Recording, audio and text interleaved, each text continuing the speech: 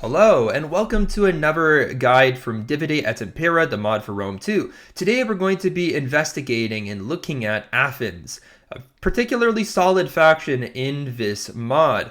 Athens isn't the strongest faction, not even close. However, they are an incredibly solid faction with an easy and highly defensible start position, a quite reasonably powerful unit roster, but also one that's by no means overpowered, as they do struggle with the higher echelon of melee infantry, and just all around reasonable options in every regard. They're also a rather charming faction, as they have great naval capabilities, a rather unique attribute for a faction in Divide et Impera, as well as a unique mercenary system that allows you to recruit pretty decent troops without expending your higher population classes. So let's check out Athens' start position and figure out how to play the early game as efficiently as possible. Alright, so when it comes to Athens, you obviously start out with just Athens. This is really a surprise for one of the most prolific city-states to ever live. Now when it comes to your diplomacy, there's really two things that you need to be concerned about. One, you are the client state of the Macedonians. You're mostly just like a protectorate, more or less. That's the way you can understand this status. You have to pay these guys taxes, but also if anybody attacks you, they will be obligated to attack them back, meaning that this works as a sort of defensive alliance, but also it's within their expectations that you declare war on anyone that they go to war with too. Admittedly, though, Macedon does start out in a war with Tylis over here, one that they may very well lose. So you might not have to worry about them being around for very long, or they might actually conquer all of Thrace. Macedon can be rather unpredictable at times, so you have to see how that turns out. But yeah, because you are the client state of Macedon, other factions will be a little bit cautious about attacking you. For example, this Aetolian League over here, don't expect them to attack you, because if they attack you, Macedon will attack them back, and it just won't be worth it. So this client state status is actually worth keeping around a little bit as a sort of defensive cloak on you. Now, your early game population in Athens is surprisingly not really that good. Like, you do have a decent number of nobles as well as middle classmen. However, you only have 25,000 men, which is kind of middle of the road when it comes to starting populations, but nothing special. Your early game army is okay. You don't have a ton of options, which isn't surprising. Like, you're basically using the army of a classical Greek city-state with light infantry, light cavalry, and heavy hoplites. One way that you can get better troops, though, is by exploiting the mercenaries in the region, because you do have phenomenal mercenaries from the onset. Particularly on turn 1, you'll have the option to recruit these Cretan infantry. They are very, very light troops with only 15 armor and a light mass. However, with 10 melee attack, 17 melee defense, and some decent armor penetration and weapon damage, these guys will outperform the vast majority of kind of early game melee troops that you're going to see in the Greek region. So I'd absolutely take them. Say against Sparta or whatever, these guys will actually be extraordinarily useful at defeating Verhelots. And the other thing is that you have access to these veteran hoplites. Now, they will expend some of your elite population, but these guys are absolute monsters. One of the best hoplites in the game. Grab them. Then I'd recommend traveling to Macedon. And over here, you can recruit these pikemen as well as these sellswords. These guys always spawn in turn 1. And guys, having pikemen as early Athens is such a luxury, because otherwise you can't recruit them. You'll only be able to get them after the Thuros reforms, and these guys will help you defeat Sparta too, which, speaking of that, you do start out with several treaties of Sparta. You start out as trading partners and with a non-aggression pact. Even though it's going to make you untrustworthy, I highly recommend that you just break these and then go to war with them, because ultimately, because of your client state status, you're kind of protected from enemy factions wanting to attack you. I mean, honestly, even after breaking those treaties and becoming untrustworthy, look how easy it is to get in the good graces of your local Greeks. Breaking those alliances really won't hurt you, and after recruiting those mercenaries, you'll kind of get a leg up when it comes to recruiting against the Spartans, and then just get your Athenian hoplites, get a nice and large army, and quickly obliterate the Spartans. In fact, you can even get this mercenary peltus. Just really accelerate your recruitment so you can catch Sparta off guard.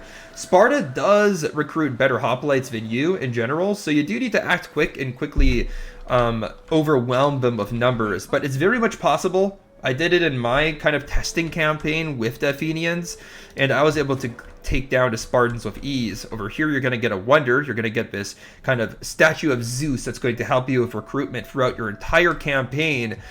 And in Athens, you already have this unique port, the famous walled port of Athens, which is going to allow you to recruit amazing ships. And that's the thing here, folks. Athens is a maritime power.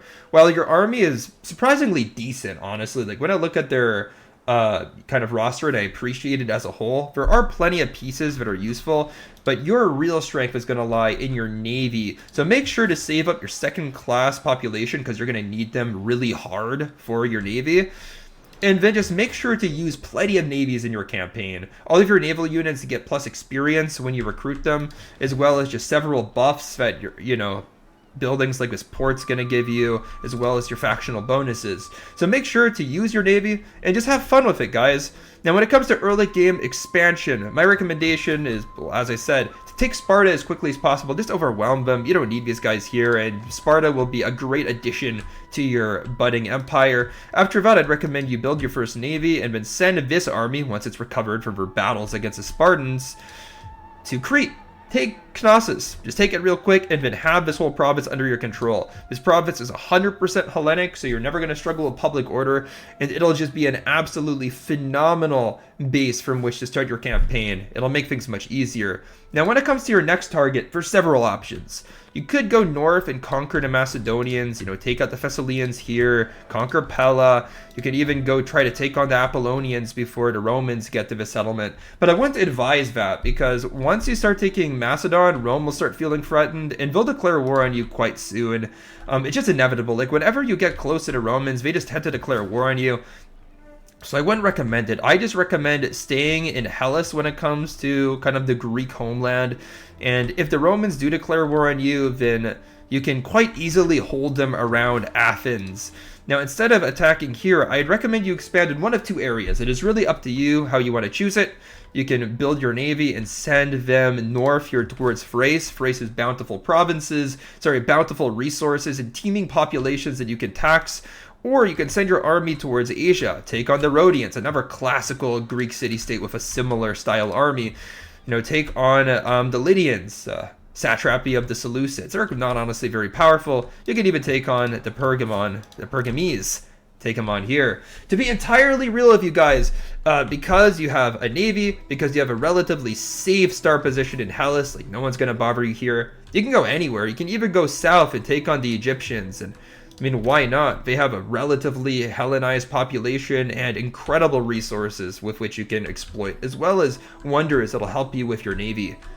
There's honestly not a wrong decision other than maybe attacking the Romans right away. So as long as what you do makes sense, you'll be able to expand and have a prosperous campaign. Now let's look at Athens' factional buffs and debuffs. When it comes to Athens, you have some very strong buffs, as well as one debuff that's a little bit annoying, but you can quite easily get around. Now, when it comes to your buffs, all the Hellenic factions get plus 5% research rate, as well as a plus 2 to cultural conversion.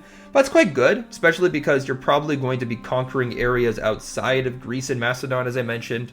Right after you conquer Greece, you should just go elsewhere, where there's going to be large foreign population. So this plus 2 will help you. And the plus 5 research rate is just a nice thing to have. Now, the Athens specific buffs is that you get even more increased research rate, and that's just awesome. The two of these combined, and if you build like libraries too, you're just going to have so much technology flooding in all the time. It'll just make your campaign go like a breeze. And if you just prioritize making your civic technology very strong, your economy is going to thrive. Now, you also have increased experience rank for all Hellenic ships recruits. This is going to make sure that you can assert your naval dominance and be a super strong naval power. But your debuff is that you have increased non-mercenary recruitment costs. Now, your army is very much based on mercenaries, at least after you get your reforms. So at the beginning of the game, this might be rather hurtful. However, as you go on later in the campaign, you won't really notice the impact of this so much, with the exception of your elite hoplites and your elite cavalry. So, that being said, this shouldn't affect you very much if you play your cards right, and as Athens, you should build a thriving economy. they're like one of the easiest factions to be really strong economically, because you're going to have a lot of coastal settlements that'll facilitate trade, and you just have several buildings as well as a prioritization on your middle class population that'll help you have a thriving economy. But if you play your game wrong, then this debuff could hurt you, so be wary of it. But anyway, guys, speaking of mercenaries, let's look at Athens' roster. Let's look at their amazing roster. And I can't believe I said Athens' Athenian! The Athenian roster! That's what happens when you speak off the cuff. Words can be hard. Now, when it comes to your general, you have three options. The first of which is just your standard Athenian hoplite. It's your cheapest option. It's also your weakest option. I wouldn't really recommend you get these guys. It's never worth it to try to save money on your general's bodyguard, because if he dies in battle, it could just ruin the whole battle for you. So, yeah, I wouldn't go with these guys. Instead, go for the Legatus, the Athenian elite hoplites. Now, Athens' elite hoplites are amongst the strongest in the game. They're actually exceptionally strong. And I'm going to compare them to a regular elite hoplite, the Yarvana guard of the Bactrians. And you can see here that combat-wise, they have the same stats. However, the Legatus has better armor, making these guys marginally better than other elite hoplites. Now, I'm not saying that the Athenian elite hoplite will just defeat an enemy hoplite no matter what, but that 41 armor is just so tanky, as well as these guys are a little bit heavier. They're very heavy hoplite phalanx compared to a lot of other elite hoplites, which are just heavy hoplite phalanxes. So these guys will be a little bit more resilient to cavalry charges. They'll do a little bit more on the charge themselves. So just overall, this is a super tanky, super strong elite hoplite unit. Best of the best when it comes to hoplites. Only second to maybe like Spartan hoplites, as well as like the elite shield bearers of Macedon. So use these guys aggressively. They are great. You also get an exceptionally strong Athenian bodyguard cavalry. These guys, they can fight with the best elite Macedonian cavalry units, as they have the elite 15 melee attack and a 60 charge bonus that you want. These represent the highest stats. 41 armor is also very good. A weaker cavalry unit would only have 38 armor, but again, like this cavalry unit essentially has all of the elite cavalry stats that you'd want for a really good shock cavalry, as well as they have Thessalian horses, which gives you a little bit more speed. This is like a particularly fast 6-speed cavalry. So just overall, this is an exceptionally strong cavalry unit. Between this and the Legatus, you really can't go wrong. I'd probably favor the Athenian bodyguard cavalry unless you're making a largely defensive army, in which case you might just want the support of an additional elite hoplite. But if you're making an offensive army, totally go for the Athenian bodyguard. This is just an exceptionally tanky and just an example of a really good version of elite Greek shock cavalry. Now, moving on to your melee infantry, you don't start with any of these guys. You need Furos reforms for your mercenary Furos swords, and you need Thorax reforms for your mercenary Thorax swords. Now, with mercenaries, they kind of work on an interesting mechanic, because it takes a couple of turns to recruit them. However, they do come from your third population class. So I think it's going to take you 2 turns to raise either of these troops, but you don't have to worry about your middle class or upper class populations being expended. These guys come from your third population class, which you can basically spam. So as long as you're willing to wait for these guys to join your army, you can basically just wait. Now, when it comes to your mercenary Furo swords, this is a surprisingly strong unit, and I would never advise for you to recruit regular Furo swords with any Greek faction. However, these guys have completely different stats when it comes to a couple of essential things. Firstly, these guys maintain for 225 men while being a heavy unit, while regular Furo swords tend to be a light unit. This is just a humongous difference. This is going to ensure that these guys hit hard in the charge, and that they actually are able to maintain their composure in battle, because they're going to be hard to dislodge, they're going to be hard to move. Simultaneously, instead of having a mere 8 armor, as typical Furo swords have, these guys have 20 armor! 20 armor while maintaining 4 speed, guys. What other heavy infantry unit has 4 speed? There's only a couple, and they're usually like an elite bodyguard unit or some sort. So these stats are just insane. To have 4 speed with 20 armor and being a heavy unit with 225 men, these guys are seriously underrated and will give you a superior Furo-style melee infantry unit to use that's not very expensive. So So use these guys in abundance. Like, we aren't world beaters by any means, but they're just going to be such like a solid mid-tier option. Is one of the best mid-tier units in the game during the Furos Reformed era. Also, we don't have the 4 javelins that a Furos sword would have, a typical one anyway, but they still have 2 javelins, which is better than average. So use these guys. I highly recommend. They're the best Furos sword you can get in the game.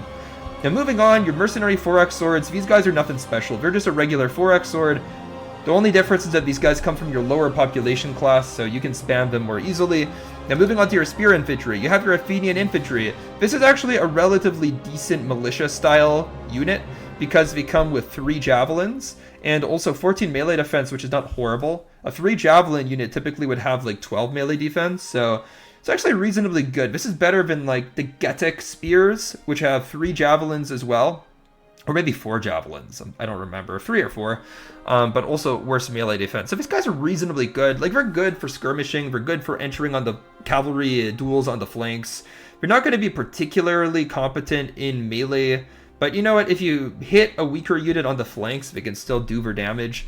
4 movement speed means they can get around quick. So these guys can offer some utility to your army, but obviously they'll be slaughtered by anything competent. Moving on to your Athenian light hoplites, these guys have identical stats to every other light hoplite in the game, with the exception of 15 armor rather than the typical 8. So your Athenian, like basically the archetype of Athenian hoplites, or units in general, is that they're slightly better armored than their counterparts in other factions. So this is an example of that. It just makes this light hoplite more competent than basically most of the other light hoplites. Like, these will beat 90% of light hoplites. The only light hoplites that are better are like Spartan youths. Those guys come from population 1, so what do you expect? But anyway, moving on, you have your mercenary Furo spears. These guys are actually a really good Furo spear because they have 25 armor. The weaker versions of his unit would only have 15 armor or 10 armor. The strongest version would have 30 armor, but 25 is exceptionally good. That's like, you know, top 5 Furo spear. So this is just a very solid Furo spear, and it comes from your 3rd population class. So you can use these guys as a mainline for a cheaper alternative to having hoplites, and will allow you to spend more money elsewhere. Just an exceptionally good unit. But Athens has a completely unique unit in your mercenary elite Furo spear. These guys do have less men though. The regular Furo spear is 225 men, this one's 150 men, but this 150 unit offers more elite stats with 35 armor. I think higher bonus, there's cavalry, yeah, you go from 17 to 21, but both are luxurious numbers, folks.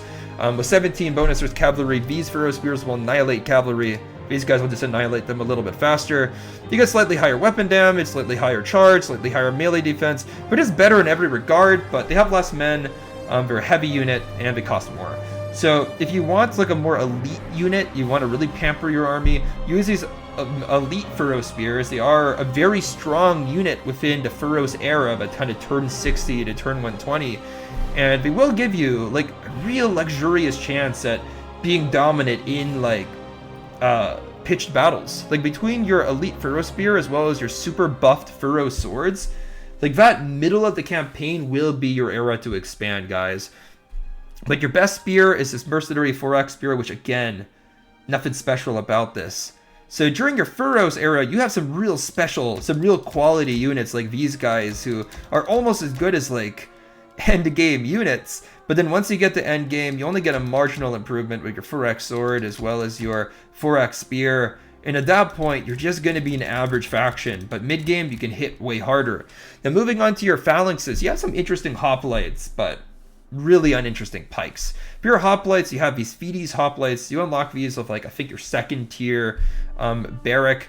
And these guys are going to come from your 3rd population. They're basically a buffed up levy hoplite, because a typical levy hoplite has less armor. I think a typical levy hoplite has like 15 armor. These guys have 25. So like I said, that archetype of Athens, you get extra armor. These guys are also heavy, while your typical levy hoplite, I think, is like a light hoplite. So these guys are just buffed up levies. I mean, if you really need to put on like a desperate defense of a minor settlement, recruit these guys en masse. If you're just struggling financially, recruit these guys en masse for like a weaker army. But ultimately, these guys aren't elite by any means, but they're the best levy hoplite in the game, probably. Moving on to your Athenian hoplites, these guys are like typical hoplites, but they have slightly less morale, but more armor. Like if you look at just the most generic hoplite you can get, like say a Greek colonist hoplite here, you can see these guys have 35 armor and 43 morale, as well as the same combat stats. These guys have 35 armor, so 5 more, as well as 39 morale. So 5 more armor, but 4 less morale. It's up to you to decide which of these statistics is more valuable. I think the Athenian hoplite is slightly better than your average hoplite, but it's a very marginal thing. And in the fog of battle, in the affairs of the battlefield, these guys might just get hit with like one volley of arrows and subsequently one volley of arrows and subsequently become a little bit weaker. So it really doesn't matter. A slight statistical thing, but you can note it with the Athenian hoplites. Moving on to your pikemen. You only have 1 pike unit in your roster. You do have to wait till the Furos reforms to get them, which is a slight weakness of Athens. However, once you do get them, they do come from your third population, just like any other of these mercenary infantrymen, giving you a slight advantage when it comes to recruitment. Now, when it comes to this mercenary pikemen, it's a little bit weaker than your standard Macedonian style pike. Like, they have the same combat stats, but they have less armor. They have 5 less armor, making these guys a weaker pike, just like the Bactrian pikes. But 5 armor won't make a huge difference, but it will make sure that they lose in a pike-on-pike fight with a more competent pike-using faction. And of course, the Athenians, man, words are hard. The Athenians don't get a single elite pike. They don't get a single elite pike in the roster. So do look out for that. If you are up against elite pikes, you're going to have to find a different way to beat them because these guys just won't do the trick. Now, when it comes to your hoplites, these are just mercenary veteran hoplites. They can be recruited in your population in your typical mercenary menu, but they won't come out of your mercenary barrack, so I'll ignore these guys. But your best hoplite, coming from your regular barrack, is your Athenian elite hoplite. Like I said, these guys are absolute beasts. What are these called? The Logatis. These guys are absolute beasts. This armor, better than your typical hoplite. So use these guys. They will be your best infantry by far. Like on your missile infantry, you don't really have a whole lot of special units as the Athenians. The special units that you have aren't particularly strong, but some of them are a little bit more useful. But you do start out your kind of missile roster with these 3, your Greek javelin men, your Greek archers, and your Greek slingers. Of these 3, the only ones I recommend using are your Greek slingers. They're a nice cheap option, and they offer 11 missile damage and 190 range, which are basically your competent slinger stats. Some slingers only get like 165 range, making them really bad. These guys get 190 range, making them kind of a middle-of-the-road slinger. Now, they're not elite slingers by any means because they only have 1 armor, as well as not like the elite 200-something range that like Rhodians would have, but still, very good option for you to recruit. Now, you do have these mercenary Scythian archers. If you recruit from your 4th population class, you have to get your mercenary barrack, which, by the way, the Athenians have 2 barracks, their regular barracks as well as their mercenary barracks, so you need 2 buildings to make out your whole roster in a province. But these guys come from a mercenary barrack from like the level 1 version, and in my opinion, they're kind of useless. Like, this might be a little bit controversial, but Scythian archers are usually good, but this particular unit is just not, because they only have 165 range. The same as your Greek archer, as well as the same missile damage, the same shots per minute. Like, these guys are an absolutely unexceptional archer unit. The only thing that they do have that works well for them is okay-ish melee stats. They have 7 melee attack and 5 melee defense, which is above average for a skirmisher, but not good in general. Basically means that they won't be able to block a whole lot, and they won't be able to hit a whole lot. But when they do hit, they come out with an insane 26 charge bonus, as well as 13 armor penetration. So these guys fight with axes, and 18 weapon damage, which is pretty good. So these guys can do damage on the flanks. Like, that armor penetration can help them cleave through an enemy hoplite unit, making them somewhat useful, plus they have a heavy mass.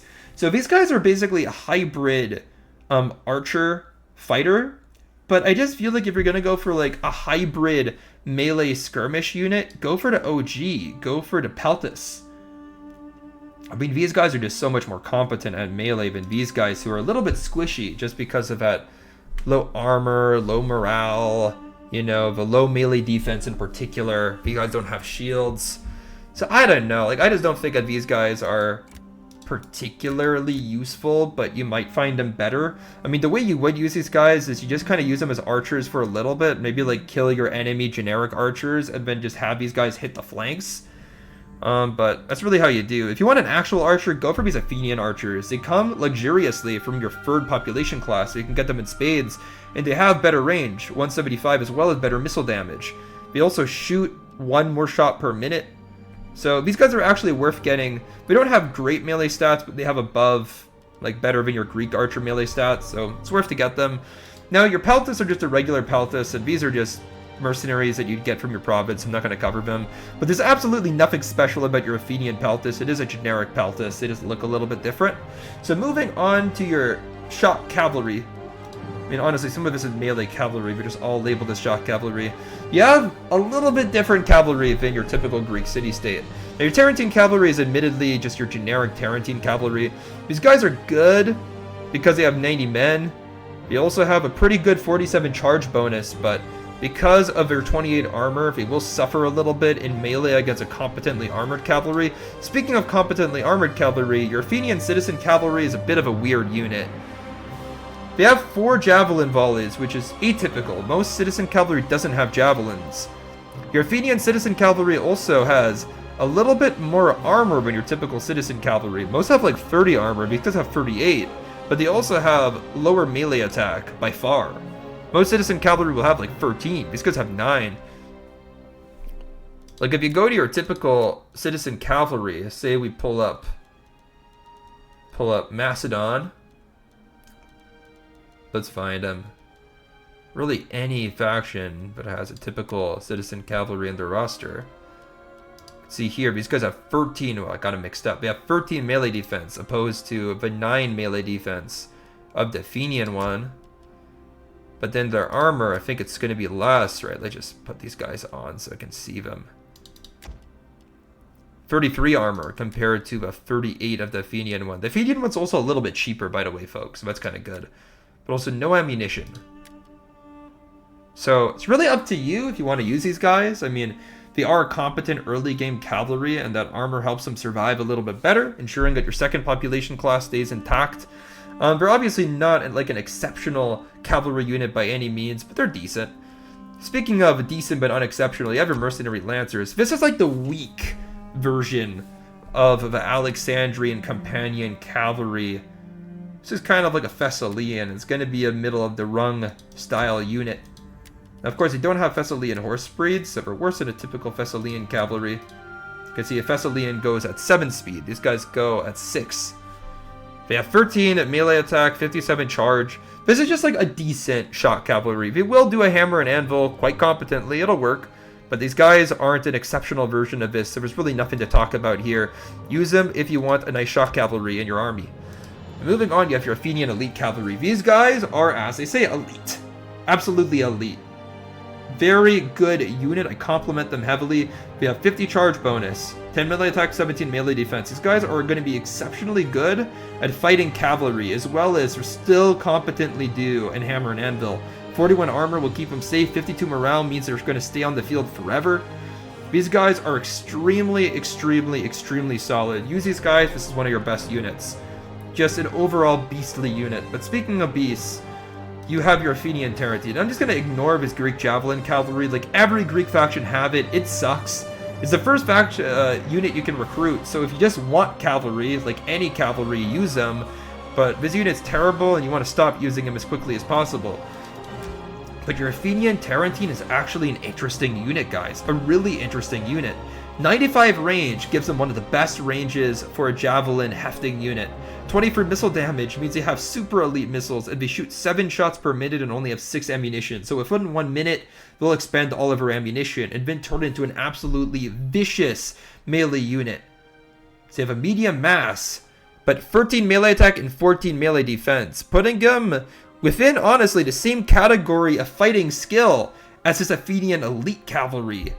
Which is just crazy, because these guys throw extremely damaging javelins and then can go into combat super competently. 40 charge bonus is great for a skirmish cavalry, by the way. Like, sure, any cavalry that just meant to serve the sole purpose of fighting will have a better charge, but 40 is still extremely good. Meaning that these guys can do a competent hammer and anvil, but they also have 32 weapon damage, which is crazy. I mean, of all the units on the field here, they have the highest weapon. They have the highest weapon damage of all of your cavalry. And just in general, 32 weapon damage for a cavalry unit is super high. So these guys are just going to be exceptionally good at killing other cavalry. Now 28 armor is low. They do have low armor, as you'd expect for a skirmish cavalry. But as long as you keep them from getting shot up, they'll do super well, as well as 8 speed. So these guys are going to be just really, really, really good. Just such an amazing hybrid unit. They'll allow your army to be super flexible.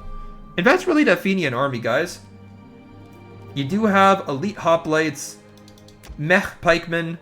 You have some incredibly good Furos infantry, but in the late game, you're going to be stuck recruiting generic four-axe swords, which are nothing special, as well as your elite hoplites, which, in all honesty, any hoplite, elite or not, is somewhat mediocre option to be using in late game, but it'll probably be your main line unless you just want to use your pikes, which, you know, your pikes are always going to be effective against non-pike using factions, but against any pike-bearing faction, these guys will be outclassed.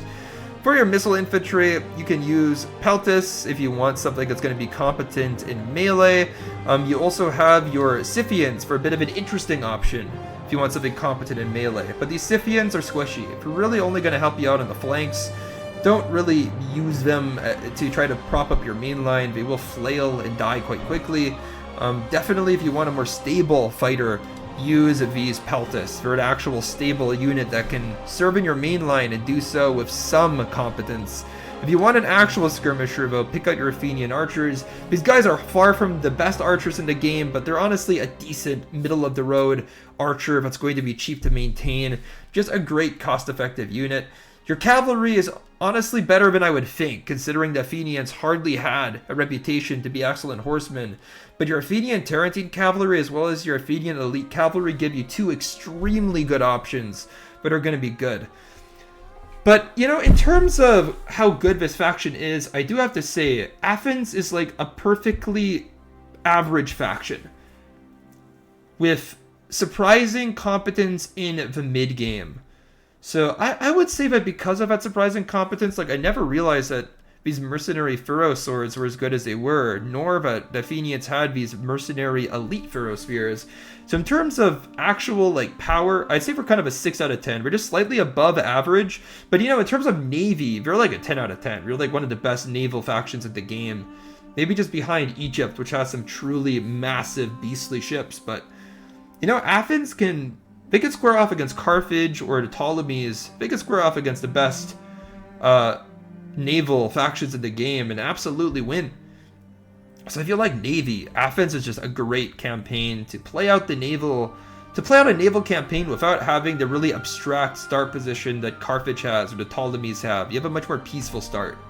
Yet you can still be a really strong naval empire, which is kind of unique. Now, in terms of how much you need to play this campaign, it really depends, again, on, like, how much do you like Athenian history? Do you like that feeling of being like a classical Greek city-state? Trying to fight in an increasingly modernizing world that's leaving you behind militarily? If you like that, play the Athenians. If you really like naval battles, play the Athenians. But in general, considering that I feel like the average Total War player isn't a huge Navy fan, I'd give them like a 5 out of 10. You know, they're kind of an average faction in terms of how interesting your playthrough is, but you do have the luxury of being able to conquer wherever you want once you secure Hellas. Like, you just load up your men on ships, get a transport ship, get like a supply ship, and just take them wherever you want. And that's actually kind of cool. So, you know, there's a lot of factions where you're kind of stuck with one or two options of where you want to expand in early game just because you'll diplomatically ruin yourself if you go off that course. So, Athenian flexibility is kind of cool. But yeah, I'd say a 5 out of 10 in terms of how much you need to play this. In terms of difficulty, it's really not a hard campaign. The only thing you're going to struggle to do is kill Roman infantry in late game because your roster doesn't really have like the really elite infantry that's going to square off well against Rome. Like the Drusians and the Getae have no issue killing the Romans. The Seleucids or the Macedonians have enough elite options to be able to find something that'll kill the Romans quick enough. But the Athenians don't really have that. You're going to have to be really competent with your, you know, your elite hoplites. Your four-axe swords are going to have to hold on to the flanks, and you're probably going to have to do the majority of your killing with your cavalry, which isn't like super heavy in mass, so it'll be a bit of a struggle against the more elite infantry factions, but if you can leverage your navy well, and you could use your tools well, it could still be done. So I'd say in terms of how hard this campaign is, I would give it a 3 out of 10. It's pretty beginner friendly, and I would say that it's probably the easiest of a typical, like the classical Greek city-states to use. Definitely easier than Sparta because you don't have to worry about your populations as much when it comes to recruitment, and you can just become a lot more wealthy with the Athenians. You can have a great economy. So if you're looking for a rather easy and relaxing start to your campaign, as well as that classical Greek experience, Athens is for you. That's the type of player you'd want to be. But in any case, guys, that's the end of this guide. I hope you enjoyed. Like and subscribe, and I'll see you in the next one. Bye for now.